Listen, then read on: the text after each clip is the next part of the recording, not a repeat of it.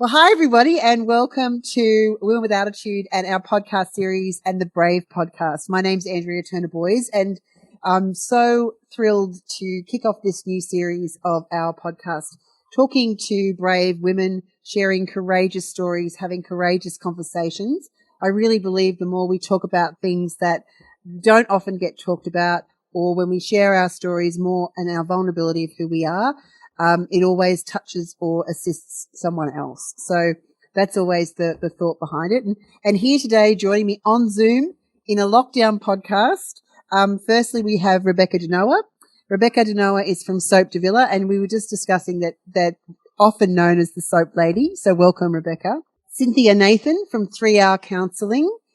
Cynthia is a couples counsellor. Welcome, Cynthia. It's lovely to have you here today. Thank you. And my third guest is Kelly Lam from the Feel Project. So hi, Kelly, and thank you for joining us on this podcast.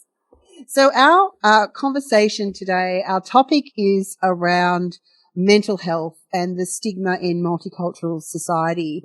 And I think that, as a privileged white person, it's a really great thing to become more aware of, and everybody learns as well that different points of view of how we can all view something or experience something so differently. So to kick it off, what I'd really love to know is what do you think why do you think mental health can be such a challenge or a no-go topic in different communities? It's the fear, literally the lack of that puzzle that's missing for us people in our cultural background, because it's not even the fear, it's the shame, the embarrassment, and being judged.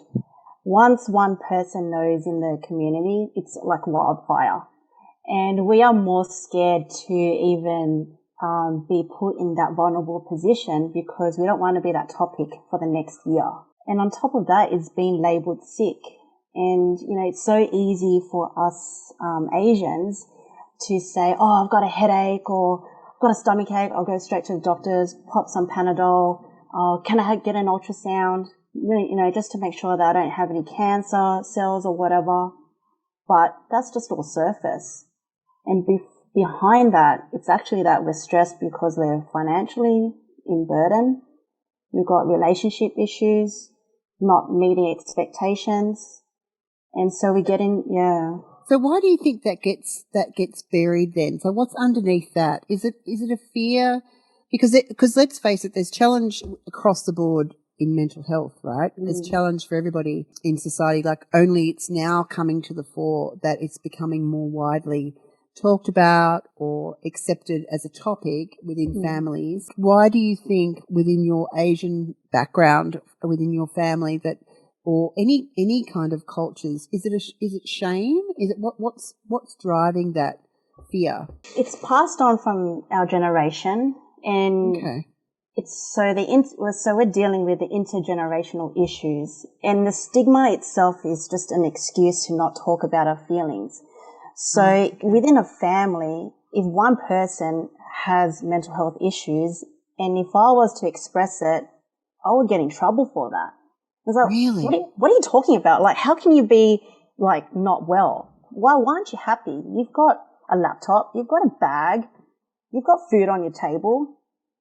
Why are you so upset for? Because it's a reference, because they have the reference point of where they've come from. Is that what it means, or past history? Is it that reference point of past history that things were difficult and this is so much, everything should be fine because you have everything now? Is that what you're saying? That's right. Yeah. Can I just also add, because the other thing also you have to consider is that a long time ago during the history, in a lot of culture, mental health would be considered whether it's actually the person will be either possessed or being cursed. Because that was actually really like the understanding. So the family would actually, because they didn't know what to do. So then they usually will actually lock the person up, or they just actually pretend not to. That never happened. Because another problem is in many cultures, they will also think at that time the mental health is contagious. So if somebody's family has somebody with a mental health, they will actually think there is a possibility of rest of the family could have it. And that can affect someone's career prospect. That can affect who they're going to marry, because maybe the family to go, there's somebody there, we don't want to marry them. So as a result, this being passed on, it's the wrong understanding. So therefore, the people are really fear about talking about. It's like, we don't want to know about it, because just in case it's going to bring the shame, it's going to bring any issue for the rest of the family member. So what you're saying is it just becomes a complete no-go zone. So just don't go there, which is kind of what you're saying, Kelly, isn't it? It's just like, we're just not going to talk. Walls are down. We just don't even discuss it. Yeah, we've got to have a clean image almost. You've got to be really top notch, and there's no room for failure. So that whole idea of, perfectionism is ingrained in us, and then it becomes into a hard worker, or we overwork ourselves, or we prefer to not speak up because being silent is much more acceptable. And so that then leads into suppressing our feelings, because it's like, oh, well, it is what it is, keep going. So we compensate that by working till long hours to prove that we are worth something. Wow. Mental health is something that we talk about a lot now, but for me, it's quite a broad classification. And I know that I've had discussions with girlfriends and stuff like, what actually does it really encompass? I mean, it might obviously be depression, but I think it's much broader than that. It covers a whole lot of things. And if you've got particular stigmas within your culture, what is it that you specifically have noticed? Can you give me an example? Yeah, it's our lack of self-care, or even our worth. In our culture, we tend to seek the external environment. So we're talking about gambling, drugs, alcohol. They're the go-to, self-care type of, release of freedom, escaping the pain. So that itself is like a stigma, because it's like, okay, well, we'd rather, go out and have that sort of fun, but we're still sitting with the same feelings when we come back home. Yeah, and under that guise of self-care and all that what we've evolved the last few years, that's not really gambling, alcohol and drugs, we've discovered, is not self-care. Self-medication, I suppose, is what you're talking about there. Yeah. It's like medicating or masking what's really going on with our true feelings. What about you, Cynthia? Because you would obviously see this within couples. Yeah. Do you find that couples are even talking about their mental health with each other? Yes, it plays a very, it takes a real toll on marriages when someone is going through a difficult time and the partner cannot understand where they're coming from. So that is definitely going to impact on the marriage and on the family, because it's different to the broad classification around mental health is when it's diagnosed. But there are a lot of things that can happen in a marriage that particular mental health may not be able to diagnose it, but it's still there, because it's just like everyone has a bad day now and then. So feeling sad or unhappy and generally a bit low in spirits can often occur in our daily lives, especially after a disappointing or distressing event. And like in current times, we have seen many people have lost their jobs, their businesses have gone bust. Some people have even lost loved ones, in death and things like that with this pandemic. But what we need to watch out for is the long-lasting changes that people will have in moods, in their feelings, and behavior. That if it's left without any attention, and that can lead into a depression. So it's very serious, but it's if you know how to curb it, it's pretty common condition, and there is treatment for it. So just being aware that that this kind of things, especially in a marriage, depression is more than a normal grief. It's actually affecting the person's lifestyle, their mental and their physical health. But oftentimes spouses fail to realize that because they're busy and they're focused on doing other things. They tend to miss this little crux in the marriage that can then lead to a bigger problem down the line. Yeah. It's interesting. Thank you. I agree. It's interesting when you say like getting help, and with what's going on with the pandemic at the moment. I find that there's sometimes a judgment on what triggers bout of depression, or what events trigger. So we understand more, I think, when we see like a soldier or someone who has had a major traumatic event, we kind of have this understanding that they would be unwell. But mental health, it could be, I think I've had a mental health event in the last couple of years because I had a falling out with my parents, but it had a huge effect on me, much bigger than I expected.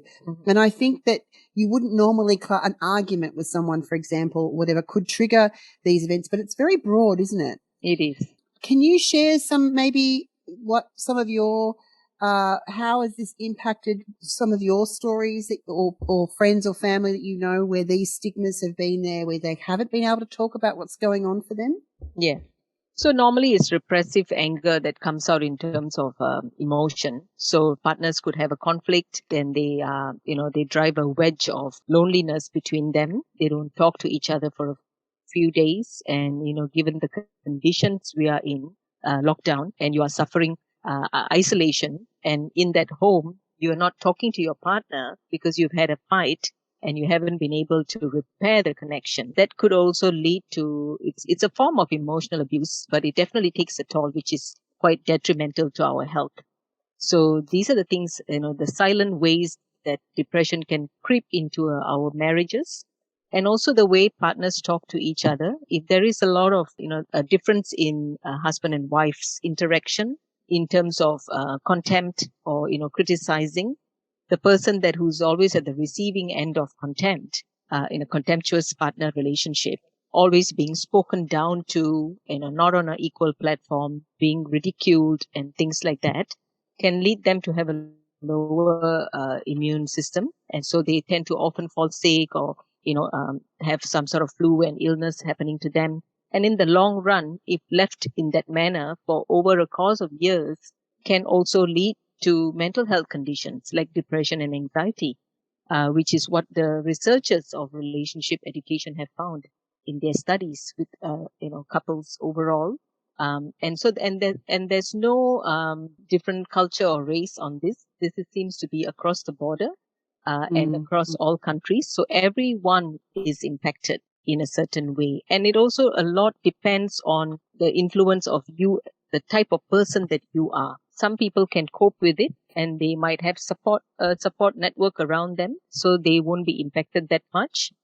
But, nowadays, when you are in this climate, you really don't have anyone to turn to, and it could affect you to a greater extent.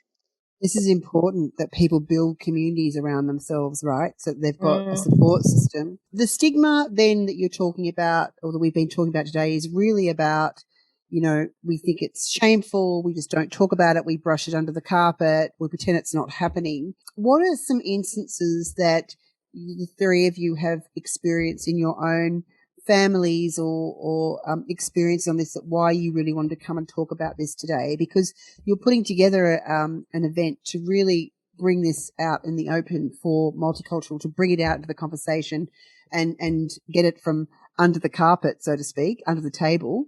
What are some of your experiences of where you've seen the stigma is impacted people, or yourself, even your own story? Okay, I can share some of mine. I remember like when I was actually assaulted around 15 years ago.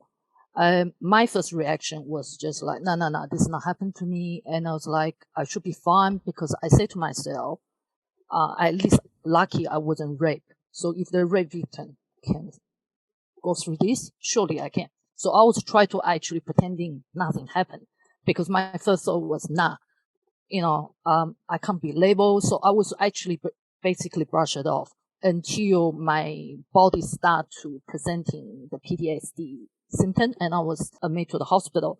And the doctor did all the tests, and then he said to me, there's really nothing wrong with you physically. So he started asking around emotional part of it. And straight away, first thing I was like, nothing happened to you. There's nothing wrong with me, because I would just kind of go, I'm strong. I'm a mom. I don't want to be labeled as being weak or being labeled being crazy. So I was really quite resistant in that part, even though my husband was like, no, you need to tell the doctor. Even later on, when I was seeing the psychologist, I was getting angry with a lot of people. I was getting angry with my husband about what happened. I was getting angry with the people around me, even though they couldn't see, like, on surface, I was fine. But inside, I was really breaking down. But I was really upset with myself because I'm thinking, how could you actually couldn't see what happened, And I start to think about what I'm going to do with the guy, because I'm thinking, oh, maybe I should do this, maybe I should do that. And then you start to blame yourself. And throughout the years, I start getting better because then I realized as I hear other people's story, there's still a part of me I would like to share how I actually recovering from it. But again, there was some kind of worry. I'm thinking, are they going to think that anything wrong with me if I tell them that? By sharing the story, would it be benefit, or are they going to look down on me? So it took me about 10 years actually talk to someone and actually share the story. And I remember when I first shared that, all the lady there's crying the eyeballs out, and somebody actually turned around and said to me, says, oh, I know you all those years, but I never know this was happening to you. And because I said to her, I say, oh, because that's what, sorry, because as I said to her, I said, I was worried about what people would think about me, even though I know this could help. So I look back at my story and I think about there must be other people went through a similar thing that they want to get help, but due to the fear, due to whatever happening, the belief in their life, they stop getting help and they're stuck in a place where they don't know what to do. So I'm so sorry. Please, please, please don't apologize. So I want to acknowledge your courage and your honesty, because somebody listening or watching this will resonate with what you're saying. And, one thing that straight away that you said that I thought, wow, why is it we people do this? That you automatically, you were attacked and assaulted, but your brain went, well, at least I wasn't raped. So it was kind of like, so I've, it's not, it can't be that bad. Or if somebody has gone through that, I can go through this. So it's this diminishment that we do. It's like almost downsizing of our trauma. And I'm just so sorry that you went through that, Rebecca. But I'm so full of love and admiration for you right now with what you're sharing, because I know that that's a really difficult thing, especially when you're worried that people would judge you. Yeah, hard. So I suppose in the end of the day, I thought, okay, like I mentioned before, I probably won't be the only one actually had to go through this. So I wonder if there's anyone else out there actually had the same issue and actually need some help, need to seek for help, but they feel stuck and they're too afraid to get help. So this is one of the reasons I thought, although I know there's other help there, like Lifeline, there's Black Dog Institute, but at the same time, if we actually stop ourselves to getting help, it doesn't matter how much help is out there, you're not going to get it. This is true. It's like that you've got to take the step and then keep taking the step and then keep taking the step, right? Kelly, did you want to add something? I just want to take it all in. It's a big conversation. Yeah. And we can take our time. It's a big conversation, and it's an important conversation because I still think we gloss over it a little bit. Oh, yeah, we're talking about mental health now, and mental health is really important. Oh, yeah, self-care. But it's actually, it can run so much deeper than that, really deeply into areas that you've just described, Rebecca, which was lots of little pathways. It was affecting you in lots of different ways and in your life. Yeah, it's so crazy, even this topic is so deep, and exactly what you said the way you said, oh, this is self-care, it's so true. Like, our attitude toward mental health is like almost just shunned upon. It's like a woo-woo. Like, if you see people who are positive, it's like, oh, how are they so positive all the time? Yeah. And for those who are suffering and stuck, it's the need that we need to, I guess it's a group of people, that community where we need to have that nudge, because it is possible to be positive, but not over positive, because we will have shit days. Sorry for. Yes. Don't apologize. No, I totally agree with you. Yes. everyone will have that moment where it's like, hey, I'm going to swim in these emotions, but I know that I will be able to get out of the funk if I surround myself with the same or like-minded people, and that is possible. It's not woo-woo. It's just knowing that your environment is not, healthy. And we start to realize that our mind is so powerful, and whether or not we choose to take that next step, like what you said, it then becomes possible. Would we yeah. So Rebecca, did you this has been a journey over 10 years that you've clearly moved through and learnt and done a lot of things, work on yourself and to get yourself some healing from what happened to you. What was it like talking about the issues with your family, especially when you said the doctor said there's nothing wrong with you physically? Did you share with your family? What were your experiences there? I didn't really share much with my family. I think I shared with my mother. I think it was actually confronting for her as well, so she didn't really say much. My husband, on the other hand, was more, he's supportive. Well, he lived with me. He had to kind of put up with it. But I think what's really actually affects much was actually my children, because at that time the kids was actually I think they were under 10 or 12 years old. I remember once I actually had an episode. I had a panic attack, and when I took my second son to Westfield, Liverpool, all of a sudden I didn't know what to do. I started panicking. One part of me, my heart said to me, my mind said to me, you need to go home, because I'm telling myself I need to go home. But my heart said to me, no, this is too dangerous. You can't drive the car with your son, with your condition like that. And I remember afterwards when I spoke with the psychologist, and she actually, advised me, I should sit down with the children and explain to them, say, look, mom's not well, but I'm getting better. But if things like that happen again, you need to call the ambulance. So we actually had to sit down, explain to my boys, which is something I really don't want to do, because I didn't want them to see their mother struggling.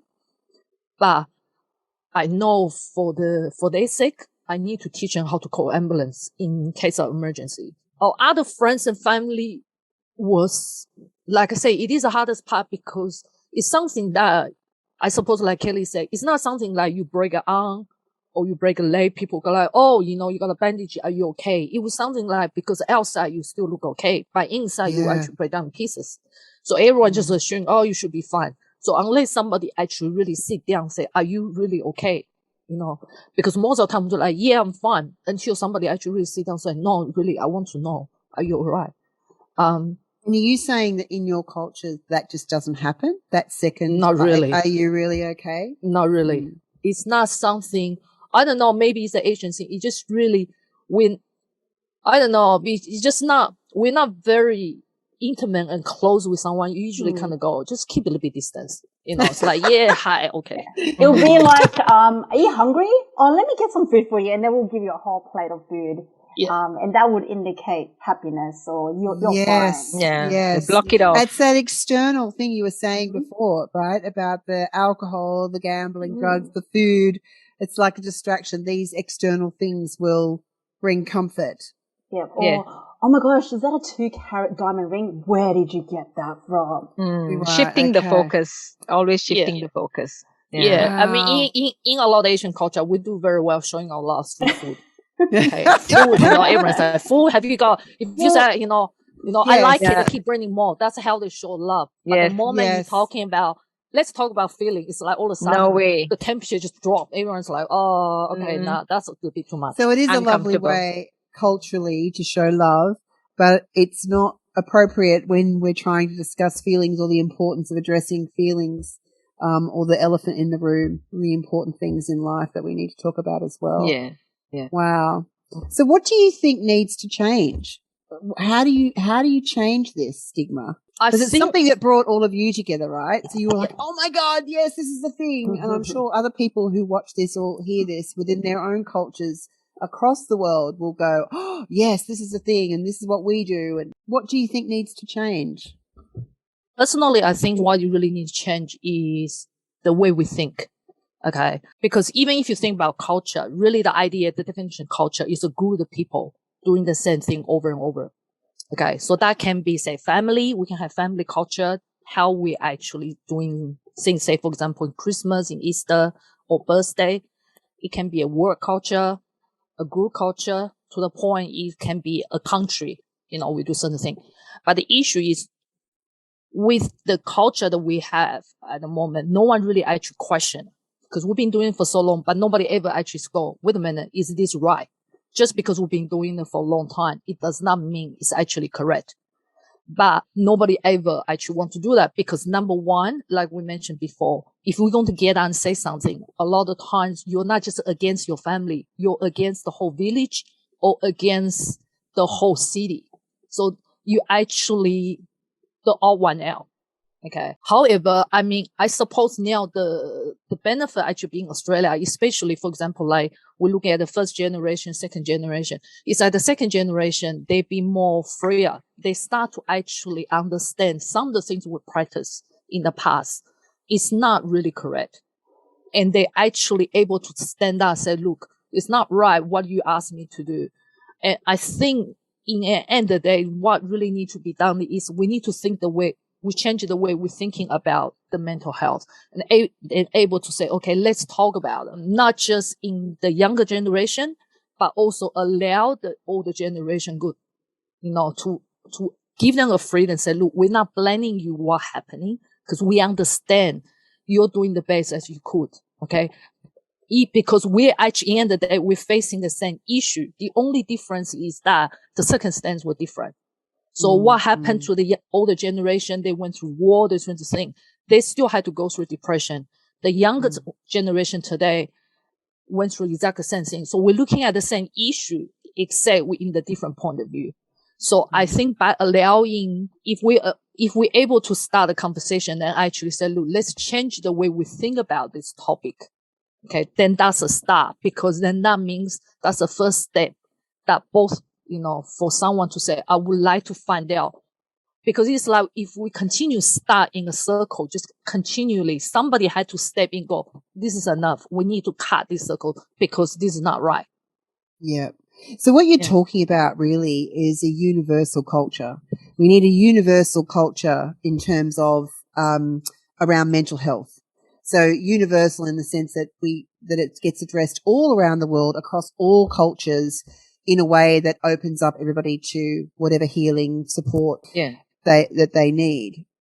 Ideally, isn't it? Yes. What you're saying. And how do we do that, do you think? I think it's about creating an awareness and making it, helping people realize that these things are normal, and these things will happen. And even if, how to even early detection, or even to cite it. So if it's just not a partner relationship, even if you had a friend whom is struggling or going through a very tough time, to be bold enough to ask, hey, how are you going? And, I sense that you are not coping too well. Is there anything I can do for you? To be brave enough? Because in our culture, what I find is we are lacking what I like to call vitamin E, which is emotion. So I speak in terms of our community, where I'm coming from. I'm also from an Asian background. I'm Indian, but born in Malaysia. And I dare say that people are not comfortable talking about their emotions. So they are, and, the men, especially in my culture, they're taught to separate the emotion and the feelings. Just give me the facts, they would say. I don't want to hear about how it's bothering you or how it's troubling you, or, So I see a lot of couples who come through the door in that way. And so they could be surgeons or CEOs of companies, but they stink at relationship because they're not comfortable to get to that level of emotion to support their partner and to be emotionally attuned. And so that's women, because they don't want to face it themselves, right? Yes, they don't want to go there they're themselves. afraid. Yes, there is a fear element there. So, getting our men from young boys to start off being comfortable talking about, emotions, and don't say to your male children, don't cry. Boys are not supposed to cry. When you set that standard, it becomes very difficult for them in their future, in their own marital relationships and, whatever else, you see. So that's still happening, right? It is. That's still happening, like with young children today are still having that bias of boys don't cry, or pull yourself together, or don't cry too long, or you've cried enough now, big boys don't cry. It's still there, right? It's not my imagination, because my kids are older now, but I still suspect that it's around. Yeah, yeah. Because a lot of people can come into a marriage with what I like to call as a trauma infused. So they might have traumas before they get together in marriage. They don't often tell each other about these things, but it has a way of showing up in your marital relationship. And if your partner is not there to support that journey, there goes your mental health. You'll feel very alone and isolated even though you're married, And if you're single and you're lonely, that's a different story altogether. But if you're married and you're going through a loneliness, that is a double whammy. And it's really, The it's people not who feel healthy. alone, who are in a household of people, is just tragic. It makes me so sad when I hear that. Yeah. So Kelly, I think. What about you? What's your input with this particular? Because I know you're very passionate about this particular topic. Yeah, I mean, the reason why we got together is, this is all intergenerational, and we want to make it fun. Like, we've got 2 aunties and a niece, and we just want to show the world that, if I'm a mum myself of a 2.5-year-old, and I'm also processing my own mental health and how I'm going to affect my daughter. And if we can inspire the aunties, my mum's the same age as these 2 aunties here, and possibly yourself. So it's giving that hope, for the older gen, the first gen, and those who have migrated here to Australia, that, okay, it's not all about, staying in the kitchen and cooking and showing up being perfect, because we want to attend the events or birthdays or even Chinese New Year happy. But sometimes we're tired showing up and being perfect. And we don't want to be blamed for not attending. So what we do is we make up an excuse just to cover everyone's back so that we don't look like, that family who always has issues. So creating this team together is really giving that hope and inspiration that no matter what age you are, where you come from, we all have issues and stories, and we have to be role models of the community. That you got to talk. We only got one life. Yeah. That's right, and you don't have to make up a story. I think that's the other thing. You can just be true to what is, and wouldn't it be lovely to have supportive, or what you're saying is responsive and supportive aunts, uncles. That's okay if you don't come. Your mental health's priority, or do whatever it is that you need to do, rather than a judgment of what's wrong with you? Pull yourself. I mean, look, I can hear my own mother saying, "Pull yourself together," or what's wrong with you? Yeah. So I think that what's happened across cultures, we've all experienced it, but potentially maybe within multicultural cultures, there's just even more of it. There's even that more under the keep it under the rug. We don't want to talk about it because it's such judgment. Because they were probably experiencing so much judgment already because they're from a different background, which just makes me so wildly cranky. But because that makes me so mad. But I'm trying. I think that's what it, And our ancestors, think about people who came back from war, who never spoke of the war again, who saw and witnessed unbelievable repetitive atrocity, and then said nothing, came back, got married, raised children, and was silent. Just did not even process that pain or trauma, was never spoken of again. The amount of stories I've read or people who've said they just never spoke of it again, it blows my mind of what that must have done to their body and mind and heart internally. Amazing. It's a really great conversation, and I really appreciate you coming together. I have an out there question. If you were given $1 million to tackle this issue, what would you do with it? Kelly, Rebecca, and Cynthia, all of you, what would you do? Kelly, you go first. Oh, I'll do another Crazy Rich Asian, but our style, tackling mental health, but all bling. All bling. Okay. Awesome. So what would you do with the bling? Would you reward it to people to come forward or something to? Yes, it'll be like, you get a diamond for speaking up. Fantastic. The Asian opera star. Yeah. Asian, okay. So that would be a motivator. You reckon people would be more honest about what's going on? What about you, Rebecca?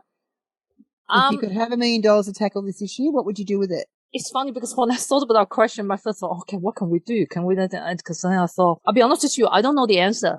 I really don't know the answer because I'm not the expert. Because when I first start this, all I know is we need to start somewhere. We need to start a conversation. Yeah. You know, with $1 million, I suppose I would like actually to see an intergenerational conversation. Mm-hmm. I think in some way I would like I mentioned before, I would like the older generation to understand it's okay to open up. It's okay to share their story, because that helps the younger generation to understand what they go through.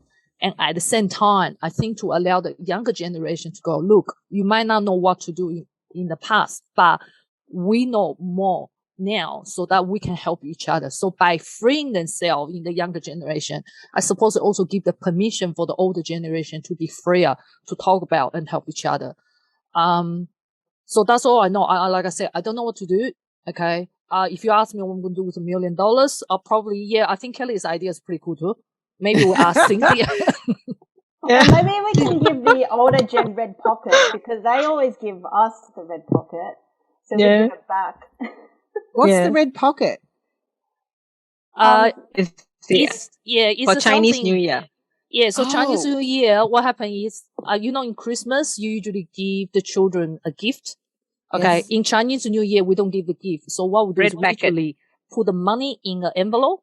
So, and the envelope is red color. So that actually is like a blessing the parent will give to the children. It's called an ang pao. Yeah, so that's a beautiful tradition. That's a good idea, Kelly. So usually in Chinese New Year or when someone getting married, you will actually give that to that. So yeah. Cynthia, what about you? What would you do? So for $1 million, wow, never thought of that amount of money, but I think I would like to open a space, like a coffee, like a cafe style place, and it will be, coffee and chat. So we have a few counselors and a few people trained in mental health, and people can check in there to have a coffee and have a chat about something that's happening in their life. There'll be shelves of self-help books, equivalent to a street library type of thing. People can borrow, people can come in just to read and have a cuppa and chat with somebody there. So just making it very normal and cool.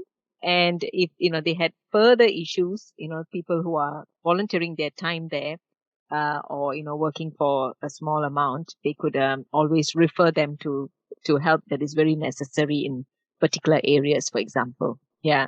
So just a place of hanging out and being together. Yeah, because it just starts with a conversation, right? So that it starts with a conversation, and it's making a safe place or a place conducive to be able to start that conversation. Yeah.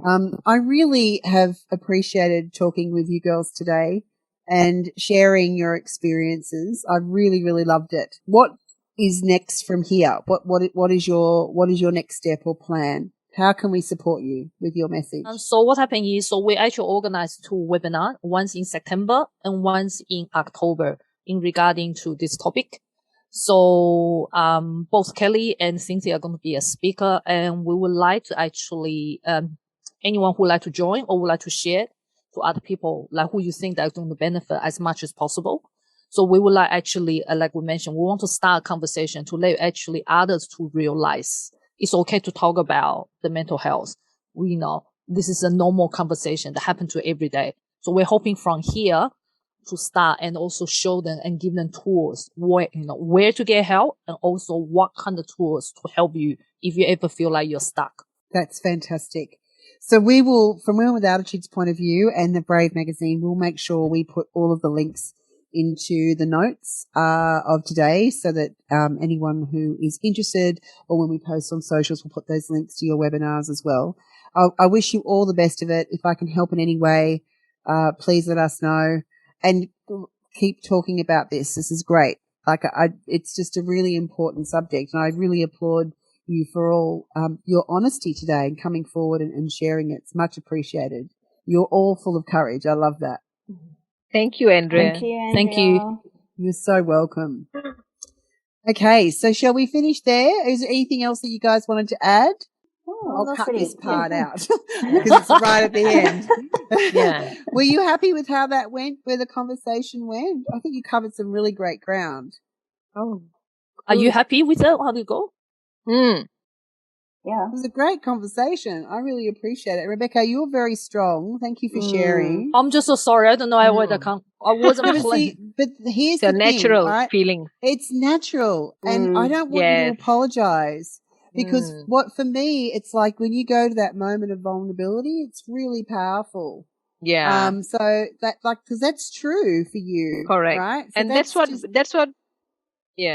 we're trying to encourage people not to hide those feelings. So the feelings that you showed is very true to yeah. to the I don't know what subject. come up to Yeah. me. All of a sudden, it's like, this is not what's I planned.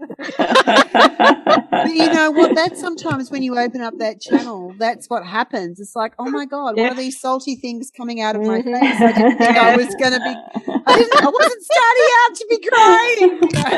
I was supposed to be strong. What happened? True. Thank you, ladies.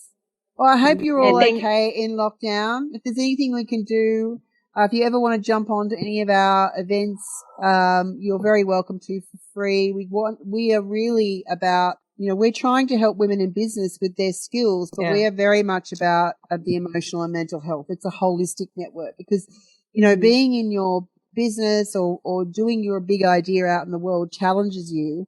And, you need supportive people around to bounce and, be that kind of, be the walls to bump around in a safe way. So if there's anything we can do, or if you've got any ideas or a topic, please just let me know. We're so open because I see this as your community, not mine. So, So can I just ask? So when this podcast is going to be published? well, I need to get it edited. So I'll get it edited. I'll send it through. Well, it's got to download today because it will save. It'll take a little while to save. Yep. And then I need to get it edited. So it'll have a tile at the front. I'll send it to you before I post it. Thank you. What I would love is some hashtags that you'd like me to include. And any of the links. If you could probably give them maybe to Rebecca and give them to me in one document. Is it okay document. to include our website? You can include your website, but the links to the webinar, anything that you want to be included in the notes. If you can send it to Rebecca in one document and then send that to me, and then I'll make sure it goes. So I'll show you, and then it'll get published. We'll push it through social media, but then it will go into the Brave magazine as well. So it's going to go out a few times. Okay, so that's my next question. When's the Brave magazine published next? So we're working on a spring edition, which is due to come out in September, and we're asking people to submit videos, tutorials, hacks, stories.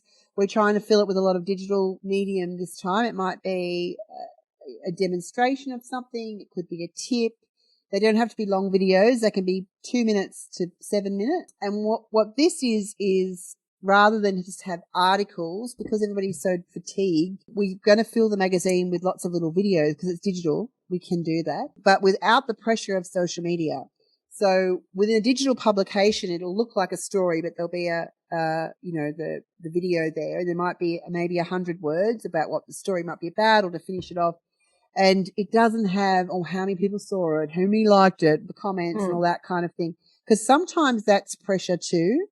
People post something or something they're proud of or vulnerability, and then no one looks at it or shares it or whatever. Where we know that we have a big readership, but we won't know all the clicks and things like that. But I don't think it matters, and it will stay there for a long time. It doesn't disappear either. So that's the other thing. It'll be in that issue forever. You just roughly when's in September, just so that help us with. So I would like to have all the videos done by the 31st of August. Yep. And then we'll put the magazine. So I reckon it'll come out in about the second week. If you sent me something in the first week of September, I won't say no. I'll put it in. But we want to get it out by mid-September. Okay. It takes us about a week to put it together. But that's when I've got everything in, and I'm not having to chase anybody. So feel free. Anything you want to send in, very happy to have it. Okay? Cool. Yeah. Awesome, girls. We'll take care of you, and I'll send you an update as soon as it's ready. Sure. Okay. Thank you, Okay. Andrea. Thank you so Thank you. much. Bye. Take care. Bye. Bye. Bye.